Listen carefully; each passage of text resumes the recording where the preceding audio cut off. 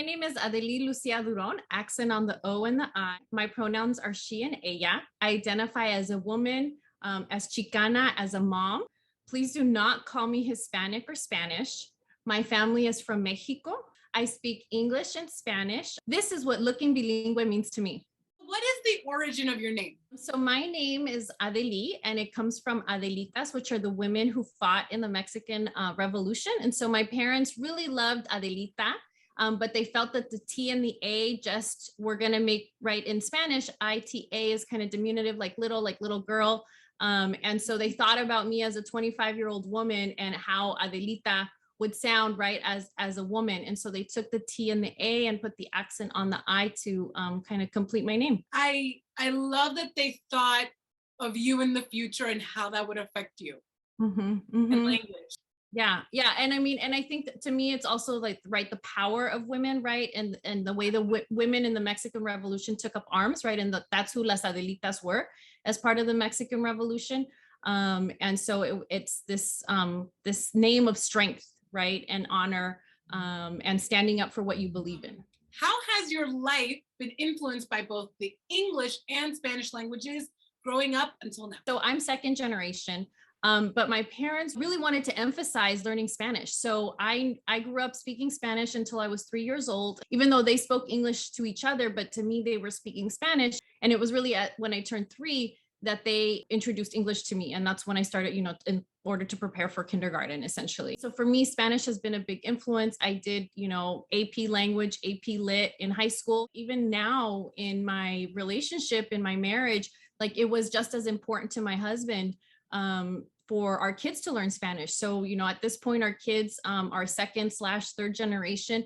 And we followed the same philosophy in terms of teaching them Spanish until they're 3. And so they're both, equally fluent. And my son is in a bilingual school, doing, like in 2nd grade. Where is your husband from again? He's Chapin. So he's from Guatemala.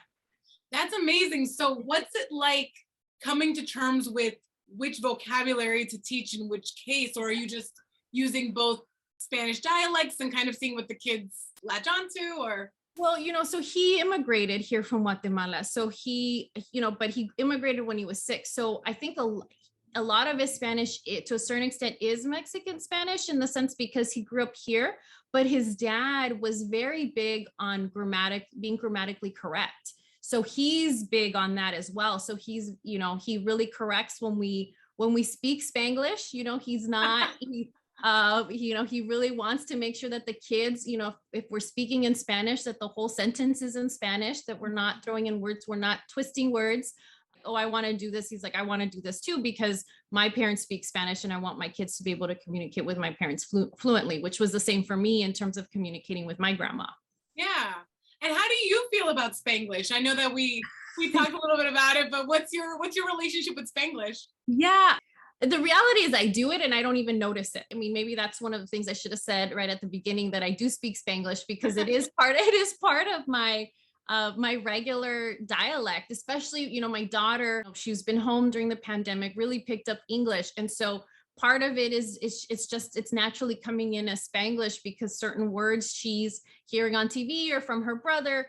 And sometimes I'm responding in the Spanglish to answer the question because of how the question was asked. And becoming a mom improved my Spanish because I had to speak Spanish to my kids, right? And we started, because we always speak in English to each other, but we started speaking Spanish to the kids in the womb so that I would train my brain to automatically speak Spanish to my children. But because of my husband's, wanting to be correct, right? There's things that I learned, right, in my dialect that are incorrect that I never even thought of. And I'm like, well, yeah, I guess you don't spell the word that way, but when I say it, there's always an S at the end. But yeah, you're right. It's not. It's always like, yeah, that's not right. So I feel like my Spanish has definitely improved because there's been a lot of correcting lately. But I don't. But it's not in like. It's in like a, that's incorrect, right? And so then I start to become self-conscious about it. So he's definitely not trying to stop me or correct me at every turn. It's just about wanting to make sure that I know that it's not coming out right. Right. And it must be so interesting too, to like kind of, what things are meaningful, even if grammatically they're incorrect. It's really interesting the situations where you could potentially be like, well, what's cultural? What's something that is home for me? I've found that a lot with language, where I'm like, okay, that might be technically incorrect, but in my neighborhood that's correct. So how do you determine which things you keep, which things you keep? Well, I mean, part of it is, I mean, Google is very helpful in me, and especially in me telling him like, no, this, because have been words where he's like, I don't know, that he doesn't recognize. I mean, I know a real simple one is zapeta. So in Mexico, zapeta is diaper, pamper, right? And so for me, so I grew up zapeta, and then I think there's a different word that's like the correct, I don't even think it's pamper. It's no. Yeah. Pañal? Pañal. Yeah. So he's pañal. And this was never would have come into our conversation until the baby's born. And I'm like, oh, las zapetas. And he's like, what are you talking about? And then I Google it, and it's a regional thing from Zacatecas, which is where my mom's side of the family's from. So it's definitely, I think it was like Zacatecas and Jalisco in Mexico, that it's a regional thing. So I'm like, see, it's there. I'm like, so that one's not incorrect. That's just a regional one. We spoke about assumptions made because of your generational status. So you said you were second gen. Mm-hmm. Can you share how those assumptions challenge your Latinidad in general, and especially at the workplace? Because this story has not left me. Since you told me, really, truly. It just blew my mind. So yeah. So I mean, I think, in my workplace, right, there's this, I work with college students, and there's this big emphasis on, right, our first generation students, right, providing opportunities for first generation. And that's definitely right. Being in California, that's definitely what we want to be doing. And so with that, I think part of the movement has also been for staff and faculty to identify themselves as first gen, so that students, right, can identify with you as well, right? And at our institutions in California, right, first generation students, are very high. It's, between 40% to 50% are first generation students at public institutions. So it's definitely common. And so, me applying to run the Latinx Resource Center, right? I think I felt that, my generational status was put into question, that because I was second generation, right, there was this assumption that I didn't speak Spanish. There was this rumor that went around our campus that, but as I was in the process of applying, that I didn't speak Spanish, and that there was this necessity for this position to be required to speak Spanish. In a committee before the application process was open, and I was participating on the committee, right, there was this discussion, right? A student brought up, should the position require Spanish? And so, I was like, well, HR wise, I don't know if we can, right? We're serving students. We know that we want this person to be able to communicate with parents. We want, but that doesn't have to be in this position. It can also be in a different position. But the primary purpose of this position is to communicate with students, not necessarily the parents. That's where the funding's coming from. So we were just like, I don't know if HR can require it. I mean, we know that they can for certain positions, but if that's not the primary audience, I don't know that it can. So we did some research, and basically that was it, was that if the primary audience are Spanish speakers, then you can.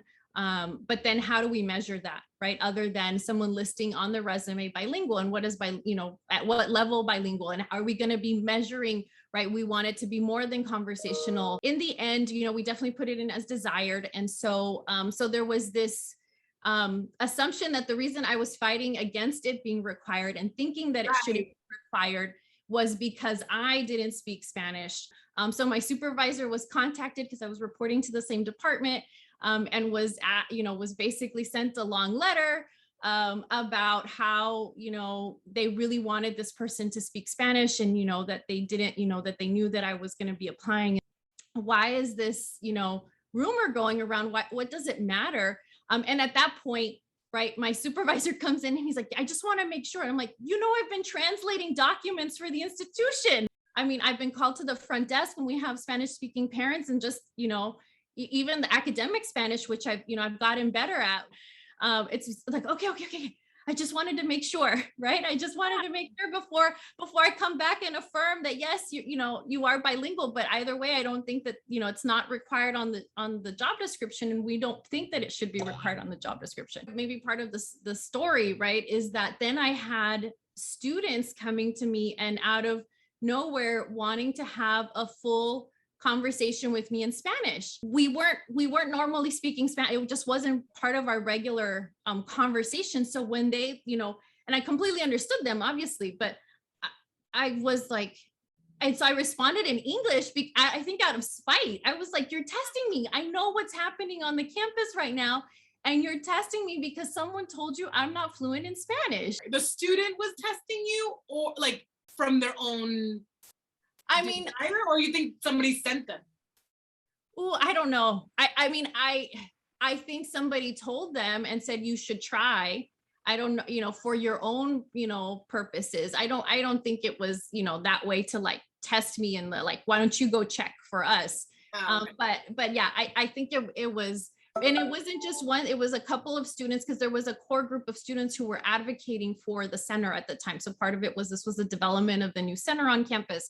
A staff member, faculty person, right, had come up to me as well and was, speaking Spanish to me. And I think wanting me to respond, and I think I responded like in one word, Spanish, because, it was like just kind of whatever she was saying, it was more of a chuckle kind of a response.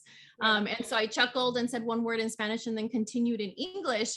And I'm like, because I knew, I'm like, you're all testing me right now. And I don't want to be tested. Like, that's not what this is about. Yeah, no. And I get that. And I feel that whenever, and it doesn't, not in the similar situation, but just in any situation where somebody's trying to test me, I go totally opposite. And I am not. I failed your test. I know that I failed your test, but I did it because I wanted to fail your test. And I'm proving a point. Yeah, I get the same way. Yeah. About a month after all that kind of settled out, I was able to have to do a presentation where there was, parent panelists, and I was the one speaking in Spanish, translating, like moderating the questions in Spanish and stuff. So it was like a lot of people got to see me, present and speak in Spanish. And I was, so I felt better. Like, I think there was this internal struggle that I felt like I had to prove myself. So part of it was, right, I felt I had to prove myself. And then I was like, okay, people know now. I feel I did well. I feel like it came out pretty fluent, like I did well, so it was just like, I was pepping myself up because it creates these insecurities. Yeah. Not to mention that, like, when you're under that pressure, and I think that, even in English, this will happen to me. If I'm under pressure, suddenly all the language escapes my head and suddenly I'm understanding. So, I mean, it's a really nerve-wracking situation, especially when somebody is essentially challenging your identity and telling you that you have to prove that you're enough in a specific way. Talk to me about the Latinx Resource Center overall, and tell me why it's a place that's important for Latinos. The Latinx Resource Center is under our student life division at our institution, and it's really a place to support the Latino community, but also to educate the overall campus about the Latinx community in general. And so what we're trying to do is do an intersection of arte, cultura, academia, right? And provide various opportunities for retention and resources and career development for students. And it's just finding, right, our campuses, right, and many of our institutions are getting really big, right? And it's just finding another place for students can find a home away from home, right? So a lot of what we're doing is also just academic supplements. We have, some tutoring sessions that are, directed at calculus, calculus courses, which are a big gatekeeper for our STEM students, and really just wanting to focus on developing STEM students. Where do you see this? Because it's a new center, as you said.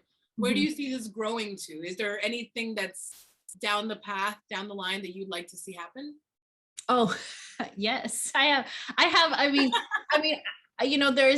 have different, right? I think there's different ways, right? There's like, how do I want to increase retention efforts? How do I want to increase mentorship efforts, right? There's different lines that I really want to follow. And they're all shaping up in different ways, right? And doing work with graduate students, right? An area that's often, not forgotten, but graduate students don't come to these resource centers. So then we, we'd always feel like we're not serving them, right? They're not served in the same way. And so wanting to be intentional about some of that work, and intentional about STEM students, intentional about working, recognizing that Latinx can also, that the name, right? Latino, Latina, Latinx is also exclusionary or indigenous, right? Heritage. And so wanting to do work with indigenous communities, about indigenous communities, to make sure that that's ever present, and our Afro-Latino communities.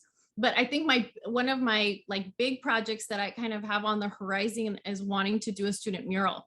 And so we've hired a graduate student from the art history department, who's going to help kind of curate that, figure out, what do we need to do to make it happen on the campus. And then the other one is, we've been doing this program that supports graduate student research. And so it's an award ceremony. Every school has to, it's called LEAD, Latino Excellence Achievement Dinner. And it was curated by, the idea came from a graduate student, and she rallied all staff, faculty, and other graduate students to put it together. And so what we do is we honor the research of Latino students, but also research that's about, right, the Latino community so every school has an awardee. And so our short-term goal was to get, we ran it for a few years, and now we're like, okay, we want to start doing fellowships and scholarships out of it. So this year we were able to fundraise $1,000 fellowships for each of the graduate students, with the goal eventually of every graduate student getting that $1,000 fellowship, but one of those being selected to get a 1-year research fellowship, so that way they don't have to TA in the future. Because our institution has so many first-generation students, there are a lot of scholarships and funding for first-generation students, for our undergraduate students. And so where there's definitely the gap in wanting to help with finishing the pipeline, right? Finishing graduate school, and wanting to provide kind of that financial support for graduate students.